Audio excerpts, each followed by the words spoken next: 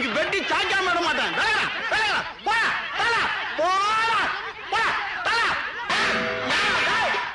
வேணாம்டா.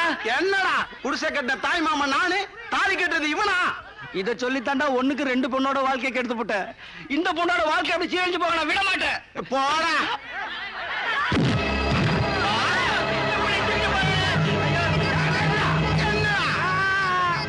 உனக்கு முறை இருக்குன்னு சொல்ல வந்த நீ தூக்கிட்டு போ.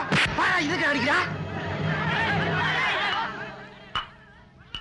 ஏன்டா கொட்டு கொட்டுறத நிறுத்திட்டீங்க? யார் அவன்? கல்யாணம் பண்ண தூக்கிட்டு போயிட்டான். ஏன் கொட்டு கொட்டான கொட்டு? யாரோட எல்லைன்னு தெரியாம வெளியூர்கார நாய் வந்து நுழைஞ்சிருச்சு. இப்ப கொஞ்ச நேரத்துல பாரு, பொண்ணு அலங்காரம் களையாம அப்படியே வந்து சேரும் பாரு. பாட்டி, இவங்க என்ன சொல்றாங்க? சாவித்திரி, இது மாணிக்கத்தோட எல்லை. இங்க உனக்கு தெரியாம ஒரு பிடி மண்ணை கூட அள்ளிட்டு போக முடியாது. யார் பாட்டி அந்த மாணிக்கம்? இந்த மண்ணுக்கும் இந்த மண்ணில் இருக்கிற பொண்ணுங்களுக்கும் அவன்தாம்மா காவக்காரன்.